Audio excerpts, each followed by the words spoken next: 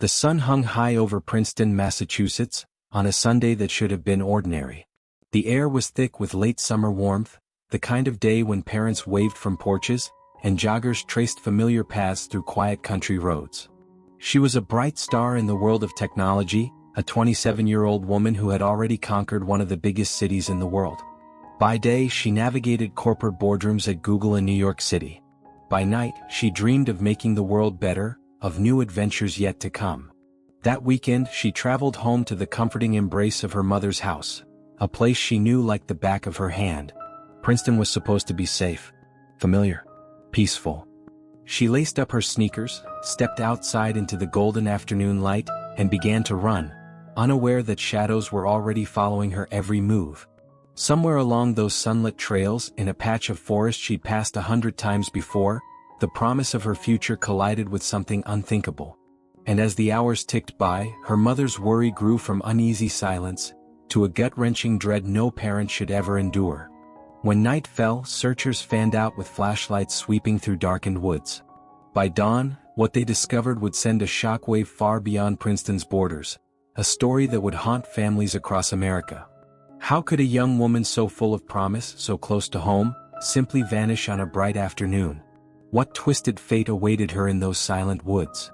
As investigators peeled back the layers of that day, they uncovered a chilling truth: a predator hiding in plain sight, a crime so brutal it shattered the illusion of safety in one of New England's most idyllic towns.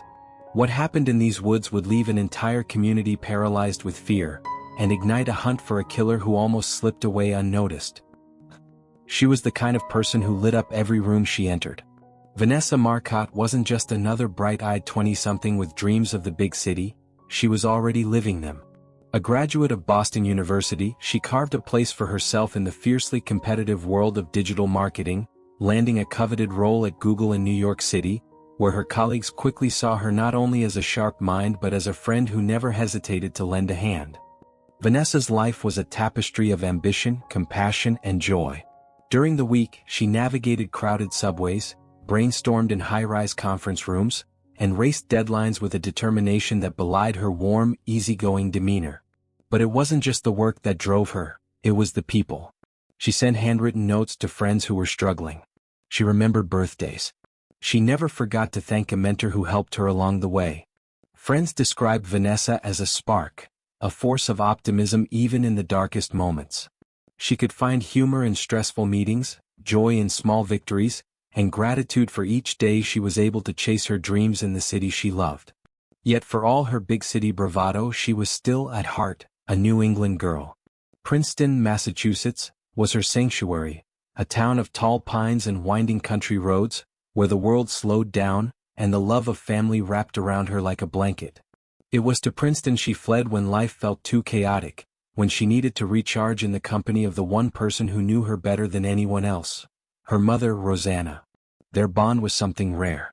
Vanessa called her mother every day, even if only for a minute.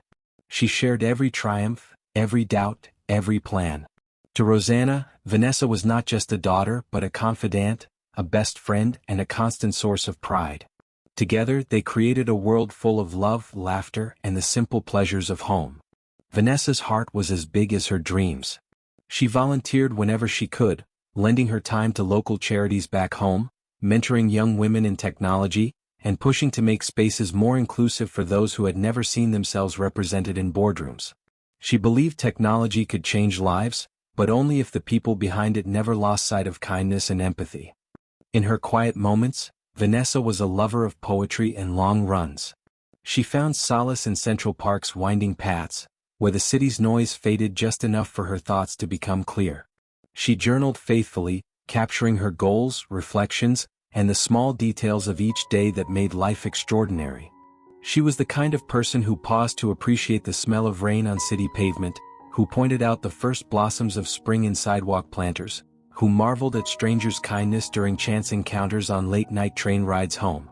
Vanessa never hid her gratitude for those who helped her along the way. She believed deeply that success was never a solo journey, and she celebrated the victories of those around her as joyfully as she celebrated her own. It was this generosity of spirit that drew people to her, made colleagues want to work beside her, made friends feel safe confiding their fears. Those closest to Vanessa recall a woman who was endlessly curious, always asking questions, seeking to understand people's stories. She was fascinated by the world beyond her own, cultures, languages, traditions, and dreamed of traveling to every continent, meeting people from every walk of life. But she wasn't content only with dreams. She made concrete plans, countries to visit, skills to learn, ways to give back.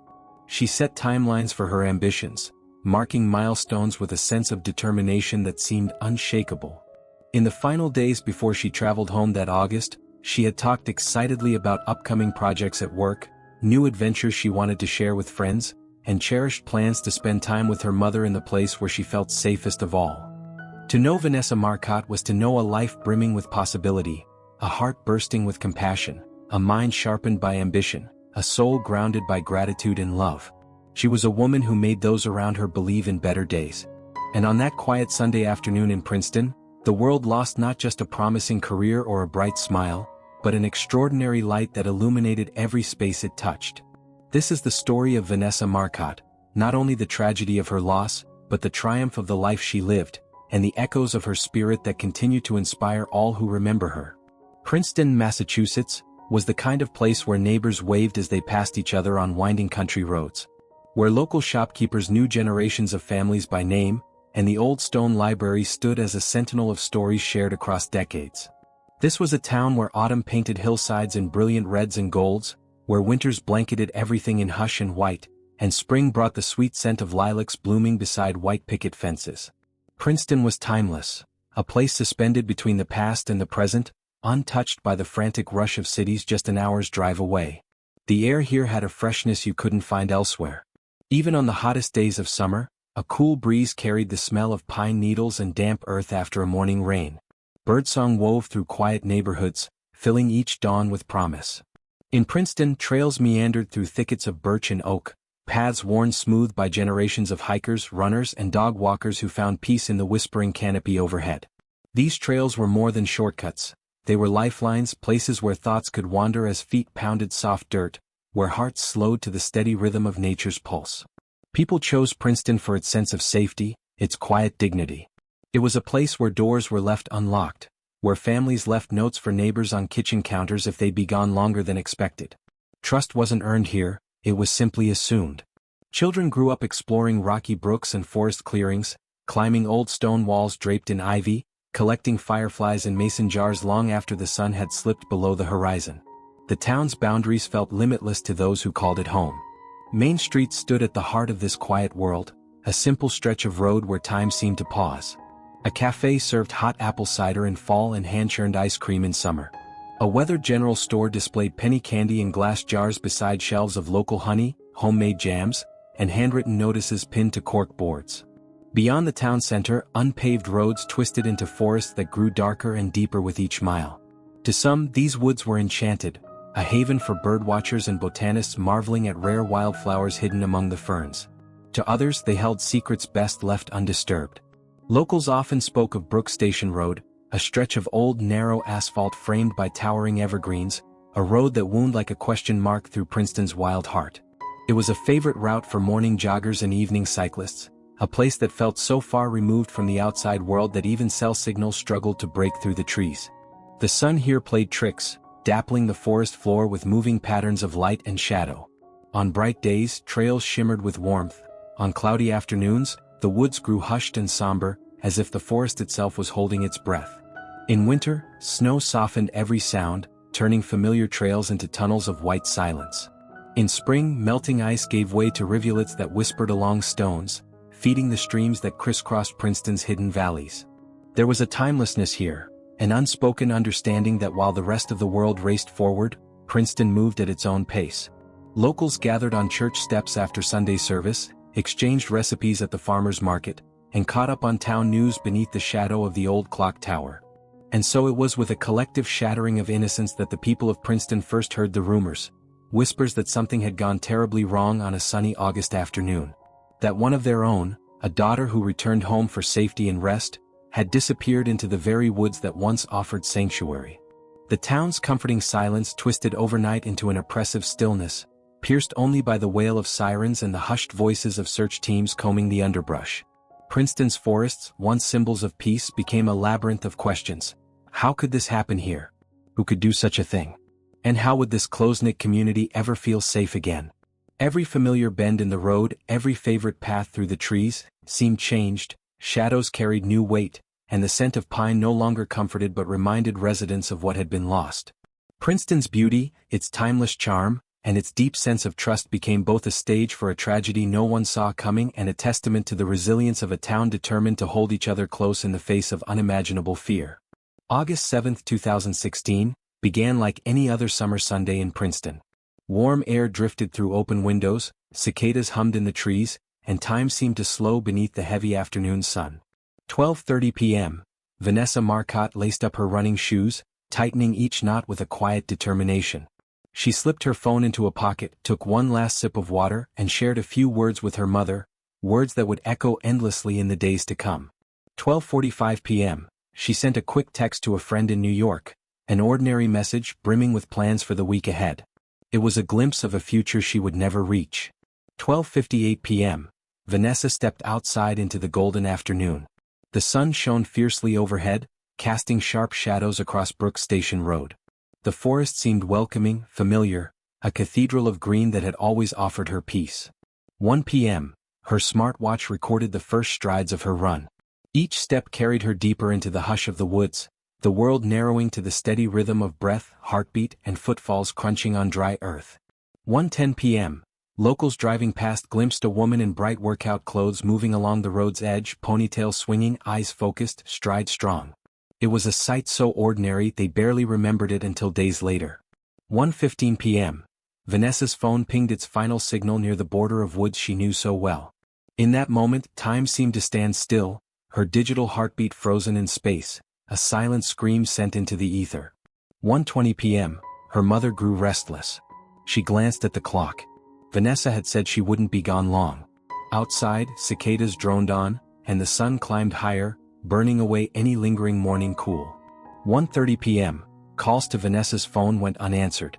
Voicemail picked up each time, a cheerful recording so at odds with the rising dread in the house she'd left behind. 2 p.m., Rosanna stepped outside, scanning the road for any sign of her daughter. Her eyes swept over the forest's edge, past mailboxes and down empty driveways, but the world felt too quiet, too still.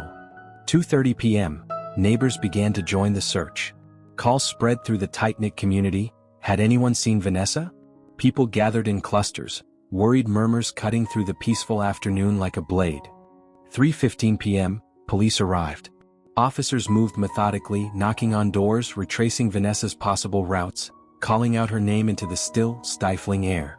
Each unanswered call deepened the sense of something terribly wrong. 4 p.m., the search grew frantic. The woods that had offered generations of children a wonderland of adventure now loomed with sinister possibilities. Volunteers waded through ferns and tangled brush, hearts hammering with every snapped twig. 5:30 p.m., helicopters thudded overhead, their blades chopping the humid afternoon air, while search dogs zigzagged along faint trails, noses pressed to earth already cooling with the evening's approach. 6:45 p.m., word spread that searchers had found a running shoe deep in the woods. A single neon sneaker, partially hidden by leaves, stark against the forest floor, a silent herald of the horror yet to be uncovered. 7:20 p.m., night crept into the forest, shadows lengthening as flashlights flickered through gathering darkness. Calls to Vanessa's name came softer now, as if the searchers themselves feared the answer they might find.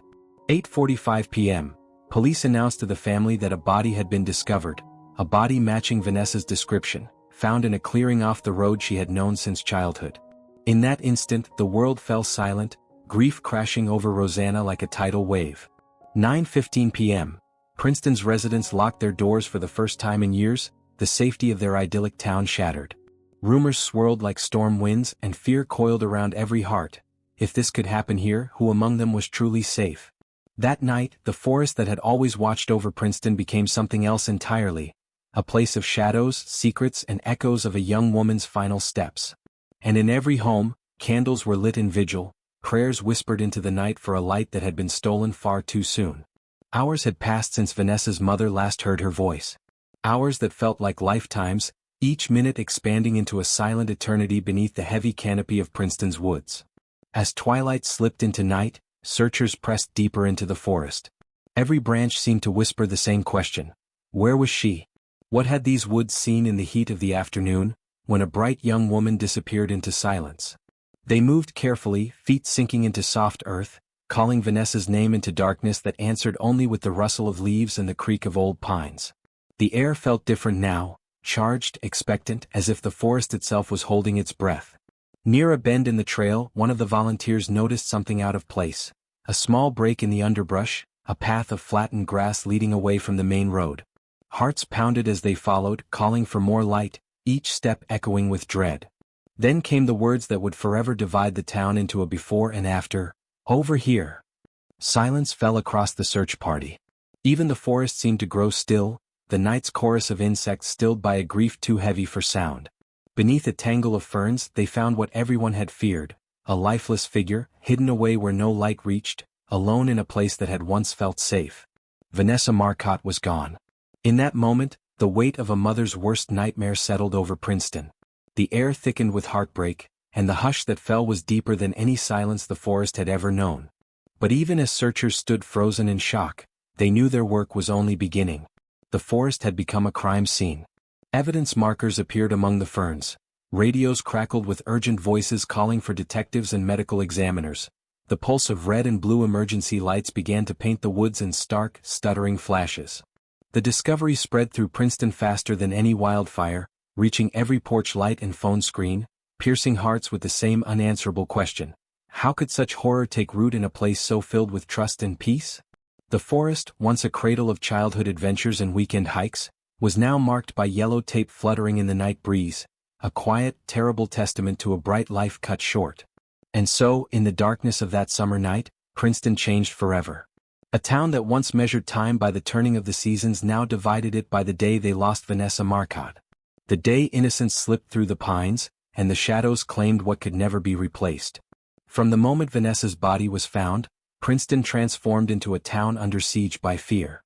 Detectives in dark suits fanned out across the quiet streets, knocking on doors, tracing every step of Vanessa's final run, each detail a possible clue in a puzzle that refused to come together. Day one of the investigation dawned with heartbreak and desperation. A mother's grief hung over every interview, a town's disbelief sharpened every question. Who could have done this? Who knew the woods well enough to hide a crime so vicious? Rumors spread like wildfire. A dark SUV seen speeding down a back road. A man in a hoodie walking along Route 62. Princeton residents whispered about strangers who had lingered too long in parking lots, eyes darting behind sunglasses. Fear painted everyone a suspect. Detectives chased every lead, each one promising hope, and each one fading into dead ends. Suspicious men were stopped, interviewed, swabbed for DNA. But time and again the results came back the same. No match. No answers. The FBI was called in and the search widened beyond Princeton. Psychological profilers pored over the crime's details, sketching the shadow of a killer who seemed to slip effortlessly through the cracks. Days turned to weeks. Princeton's sunlit roads became gauntlets of unease, every jogger watched by wary eyes, every unfamiliar car sparking silent alarms. Community meetings filled the town hall to bursting, fear radiating from each whispered conversation. And then, in a quiet lab away from the town's panic, a whisper of truth emerged. Forensic analysts had been meticulously combing evidence collected from Vanessa's body, looking for a clue hidden smaller than a grain of sand. Beneath Vanessa's fingernails, technicians found skin cells, a single fragile strand of DNA. It was a silent story of struggle, a final fight written in microscopic code. This discovery shifted the entire investigation. Now detectives had a trail to follow, a ghost of the killer's presence that no amount of planning or cunning could erase. But the road to answers was anything but straight. A tip came in about a drifter seen hitchhiking through town, someone who matched vague witness descriptions. Police raced to locate him, only to learn he had an airtight alibi hundreds of miles away.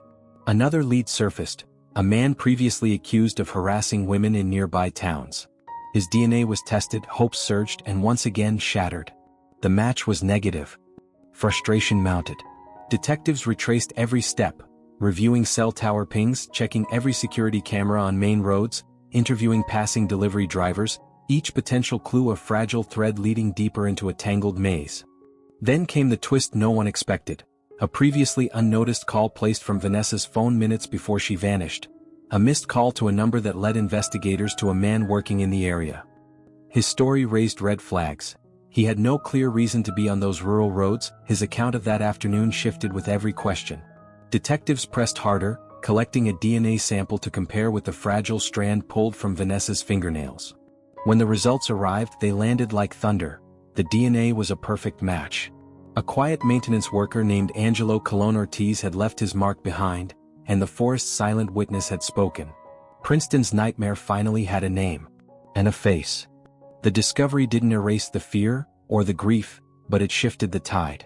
Where once the forest had felt haunted by an unseen predator, now the town knew exactly who had stolen Vanessa's light, and justice finally had a path forward.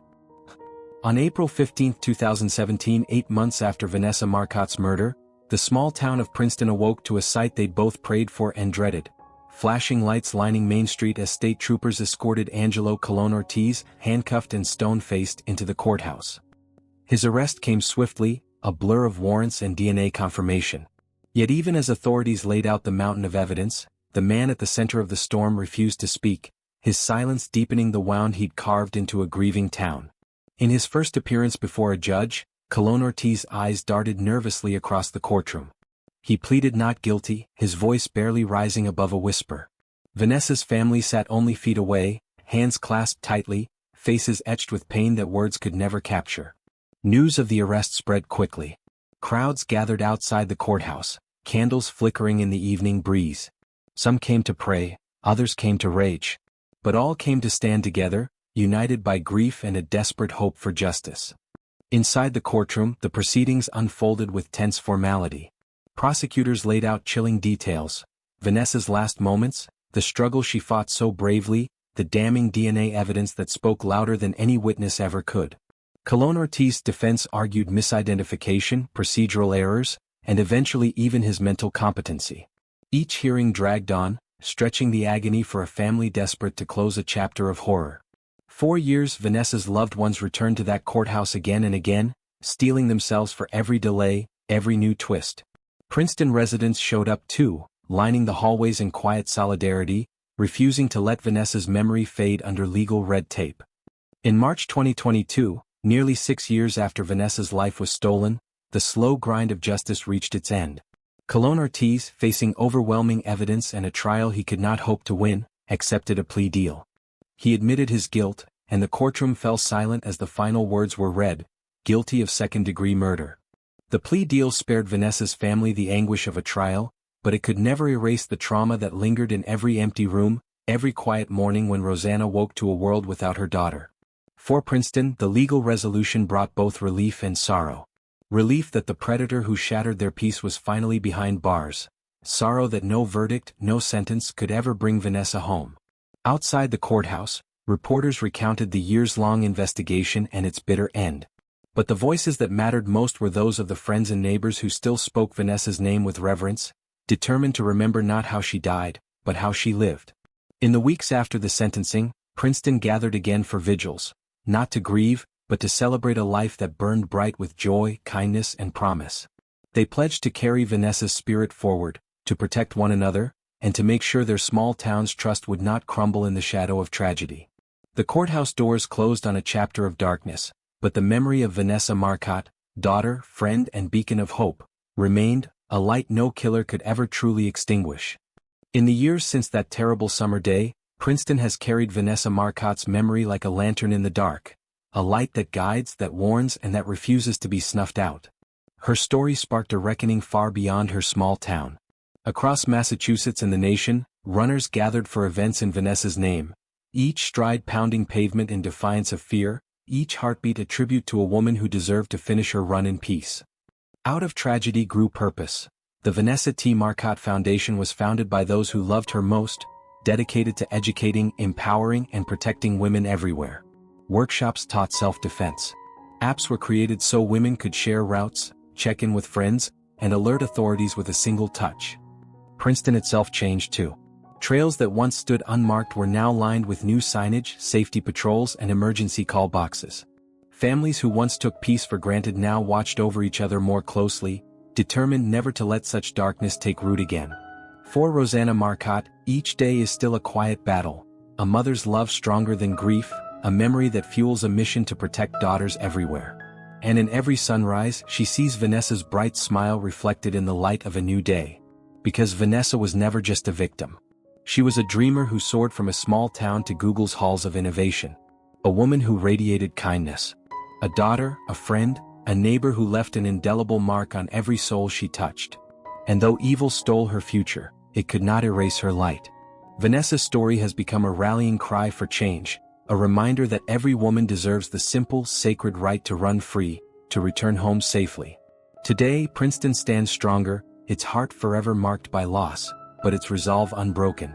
Across the country, strangers who never knew Vanessa run in her honor, speak her name, and vow to build a world where no woman must live in fear. Vanessa Marcotte's legacy is not only in the tears shed for her, but in the lives changed because of her. In every safe step taken by a woman who knows she's not alone. In every community that refuses to let tragedy steal its trust.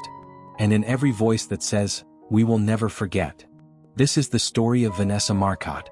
A story of a town forever changed, a world awakened, and a light that will keep shining, no matter how dark the night. In the end, we're left with one question. Do you feel justice was truly done for Vanessa Marcotte? Tell us your thoughts below. Your voice matters. Because every time we speak her name, we remind the world that Vanessa's life, and every life, deserves protection. If this story moved you, please like this video, share it with someone you care about, and subscribe to our channel. Together we can keep Vanessa's memory alive, and build a world where everyone can feel safe, no matter where they live or where they run. Thank you for watching. Stay safe, stay aware, and remember, every step we take toward justice and safety is a step toward honoring Vanessa's legacy.